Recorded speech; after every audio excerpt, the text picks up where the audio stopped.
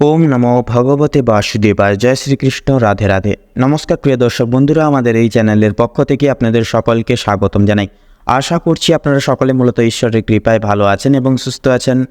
বৈদিক জ্যোতিষশাস্ত্র অনুসারে কালপুরুষের রাশিচক্রের সপ্তম বিভাগের রাশি এবং শুক্র গ্রহ দ্বারা বিভাজিত গুণ সমৃদ্ধিপূর্বক রাশি তুলা রাশি এবং তুলা লগ্ন অনুমোদিত করে ভিত্তি করে সংলগ্ন জুলাই মাসের 20 তারিখ থেকে 31শে জুলাই পর্যন্ত এই যে সময়কালটি নিম্নলিখিত গ্রহ নক্ষত্রের গোচর এবং অবস্থানের দরুন কেমন কি প্রভাব থাকছে, আপনাদের এর প্রভাবে আপনাদের পারিবারিক জীবন, প্রেম সম্পর্ক, অর্থনৈতিক ক্ষেত্র, শিক্ষাক্ষেত্র, স্বাস্থ্যক্ষেত্র, মানসিক প্রভাব, প্রত্যেকটা ক্ষেত্রে কেমন কি প্রভাব পড়বে, কোন কোন বিষয় জুড়ে আপনারা বৃত্তান্তই সাবধানতা অবলম্বন করে চলবেন এবং কোন কোন বিষয় কেন্দ্র ভিত্তিক করে আপনারা বৃত্তান্তই লাভপ্রাপ্তির অঙ্গীকার হয়ে চলতে পারবেন, আপনাদের প্রত্যেকটা বিষয় জুড়ে আমরা নিম্নস্থ এবং অনেকটাই বিস্তারিতভাবে আলোচনা করব আজকের এই ভিডিওটির মাধ্যমে। তো বন্ধুরা, আপনারা যদি তুলা রাশি এবং তুলা লগ্নের যদি জাতক জাতিকাগণ হয়ে থাকেন, তবে আজকের এই ভিডিওটি কোনো রকম কোনো প্রকাশ স্কিপ না করে মূলত সম্পূর্ণভাবে পুরোপুরি ভিডিওটি অবশ্যই দেখতে থাকুন।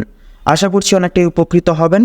আপনাদের নিম্নলিখিত সময় অনেকটাই দাম বজায় থাকবে, আপনারা অনেকটাই উপকৃত বোধ করবেন। তাছাড়া ভিডিওটি সম্পূর্ণরূপে দেখে ভালো লাগলে অবশ্যই একটি লাইক করবেন, কমেন্ট বক্সে অবশ্যই জয় শ্রী শনি মহারাজের জয় অবশ্যই লিখে যাবেন। বড় ঠাকুরের কৃপা এবং আশীর্বাদ সর্বদাই আপনাদের উপর বজায় থাকবে। তাছাড়া ভিডিওটি আপন বন্ধুদের সাথে শেয়ার করবেন এবং চ্যানেলটিকে অবশ্যই সাবস্ক্রাইব করে রাখবেন।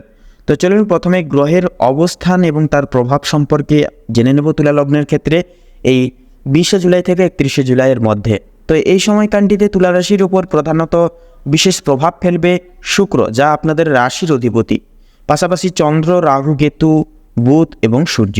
তো সূর্য থাকবে মিথুন রাশিতে, যা নবম ভাব অর্থাৎ ভাগ্যস্থানে অবস্থান করছে। এটি ধর্ম, দীর্ঘ সফর, উচ্চশিক্ষা ও গুরুর প্রতীক হয়ে উঠবে। পাশাপাশি সূর্য এবং বুধ কিন্তু একত্রে অবস্থান করবে, যা কর্কট রাশিতে, যা দশম ভাব অর্থাৎ কর্মস্থানে কিন্তু অবস্থান করবে। রাহু থাকবে ষষ্ঠ ভাব অর্থাৎ শুক্র এবং অর্থাৎ আপনাদের ষষ্ঠভাবে থাকার দরুন এটি আপনাদের শত্রু এবং প্রতিযোগিতার ঘরে কিন্তু বিশেষ বিস্ময়কর প্রভাব বিস্তার করবে। চন্দ্র পর্যায়ক্রমে অষ্টম থেকে দ্বাদশ ভাব পর্যন্ত গমন করবে এই সময়কাল গোটাটা জুড়ে, যার কারণে কিছু কিছু ক্ষেত্রে মানসিক উদ্বেগ অর্থাৎ আপনাদের মানসিক ভারসাম্য বিনষ্ট হওয়ার আশঙ্কাও কিন্তু মাঝে মধ্যে দেখা যাবে।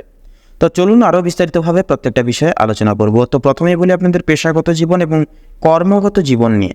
তো 20শে জুলাই থেকে 31শে জুলাইয়ের মধ্যেই যে সময়টিতে পেশাগত দিক থেকে তুলা রাশির জাতক জাতিকাদের জন্য সময়টি চ্যালেঞ্জ ও সুযোগের মিশ্রণ হতে পারে।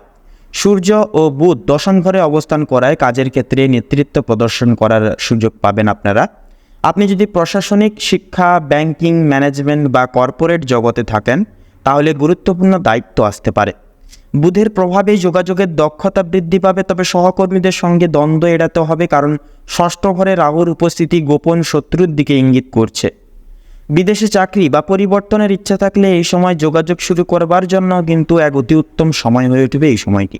তবে আর্থিক অবস্থার বিষয়ে যদি কথা বলা হয়, আর্থিকভাবে এই সময়টা স্থিতিশীল থাকলেও মোটামুটি কিছুটা অপ্রত্যাশিতভাবে খরচ হয়ে যেতেও কিন্তু দেখা যাবে। নবম ঘরে শুক্রের অবস্থান ভাগ্যের উন্নতির ক্ষেত্রে ইঙ্গিত দেয়, তাই কিছু সুদূর প্রসারী আর্থিক পরিকল্পনা সফল হতে পারে এই সময়কালে। যারা ব্যবসা করেন তারা নতুন কোনো বিদেশি সংযোগ বা চুক্তির মাধ্যমে লাভের মুখ দেখতে পাবেন বা পরিদর্শন করতে পারবেন। তবে অষ্টম ঘরে চন্দ্র প্রবেশের সময় অর্থ হঠাৎ করেই কোথাও আটকে যেতে পারে বা পুরনো ঋণ মাথাচাড়া দিতে পারে, তাই একান্তই আগে থেকে তৈরি থাকুন। কোনো যৌথ লগ্নি বা পার্টনারশিপে বিনিয়োগ করার আগে আইনগত বিষয় একান্তই যাচাই করুন এবং দেখে নিন। তবে প্রেম এবং দাম্পত্য জীবনের বিষয় নিয়ে যদি কথা বলা হয়, এই সময় প্রেম ও সম্পর্কের ক্ষেত্রে তুলা রাশির জাতক জাতিকাদের জন্য মিশ্র ফল পাওয়া যেতে পারে। অবিবাহিতদের জন্য নতুন কোনো সম্পর্ক শুরু হওয়ার সম্ভাবনা রয়েছে, বিশেষ করে কর্মক্ষেত্রের কারোর সঙ্গে। দাম্পত্য সম্পর্কে যারা রয়েছেন জড়িত, তাদের মধ্যে বিরোধের সম্ভাবনা কিছুটা রয়েছে।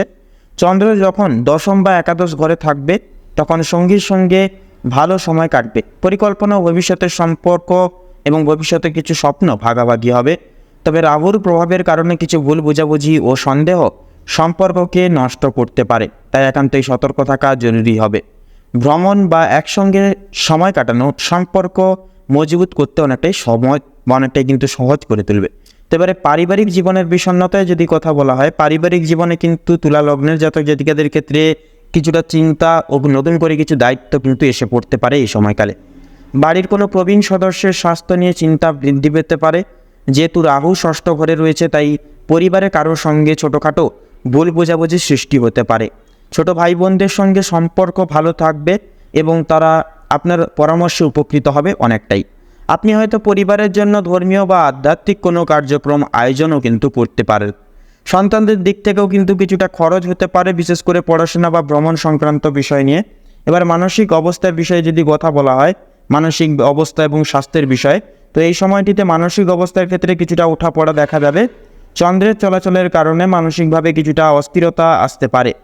কাজ ও সম্পর্ক নিয়ে অতিরিক্ত চিন্তা দেখা দিতে পারে। তবে যোগাযোগ বা ধ্যান, অর্থাৎ যোগ, ধ্যান এবং মানসিক বিশ্লেষণ এই সময় অনেক সাহায্য করবে মানসিক ভারসাম্য বজায় রাখার ক্ষেত্রে।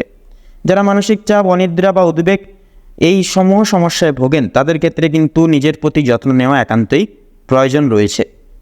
স্বাস্থ্য সংক্রান্ত ক্ষেত্রে রাহুর কারণে কিছু কিছু ছোটোখাটো সমস্যা, যেমন মৌসুমি জাতীয় সমস্যা, গ্যাস, তারপরে জ্বর, সর্দি, কাশি সমূহ ছোটোখাটো সমস্যা, বা কোনো রকম কোনো মাথার যন্ত্রণা, পায়ের যন্ত্রণা, ছোটোখাটো সমস্যা কিন্তু দেখা যেতে পারে। তো নিয়মিত খাবার ও ঘুমের অভ্যাস বজায় রাখলে সমস্যা অনেকটাই এক্ষেত্রে কম দেখা যাবে। তো ভাগ্য এবং আধ্যাত্মিকতার বিষয়ে যদি কথা বলা হয়, যারা ধর্মীয় কাজে যুক্ত তারা এই সময় আধ্যাত্মিক উন্নতির সুযোগ পাবেন। তীর্থ ভ্রমণ, গুরু দর্শন বা কোনো পুরাতন ধর্মীয় তীর্থে যাওয়ার পরিকল্পনা, অর্থাৎ আপনাদের যে স্বপ্নটা রয়েছে সেটা বাস্তবায়িত হতে পারে। যারা গবেষণা বা দর্শন নিয়ে কাজ করে তাদের চিন্তাশক্তি ও অন্তর্দৃষ্টি বাড়বে।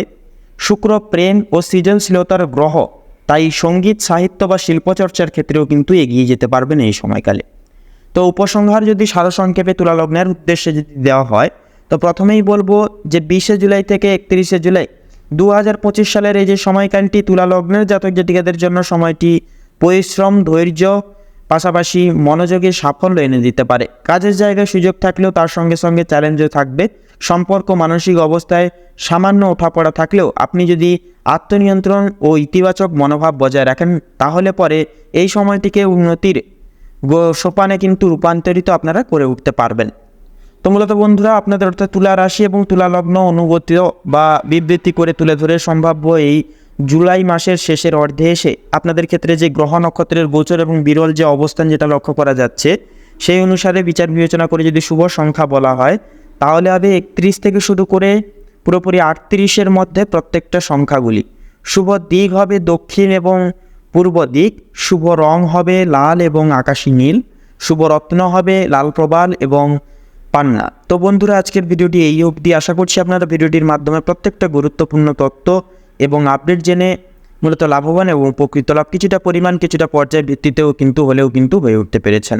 সেক্ষেত্রে ভিডিওটি ভালো লাগলে অবশ্যই একটি লাইক করবেন। কমেন্ট বক্সে অবশ্যই জয় শ্রী শনি মহারাজের জয় এবং জয় বজরংবলীর জয় অবশ্যই লিখে যাবেন। আপনাদের ঈশ্বরের কৃপা এবং আশীর্বাদ প্রাপ্তি ঘটবে, জীবনে অনেকটাই উন্নতি করতে পারবেন। তাছাড়াও ভিডিওটি আপন বন্ধুদের সাথে শেয়ার করে চ্যানেলটিকে সাবস্ক্রাইব করে রাখবেন। আপনারা ভালো থাকুন, সুস্থ থাকুন, সতর্ক থাকুন। নমস্কার।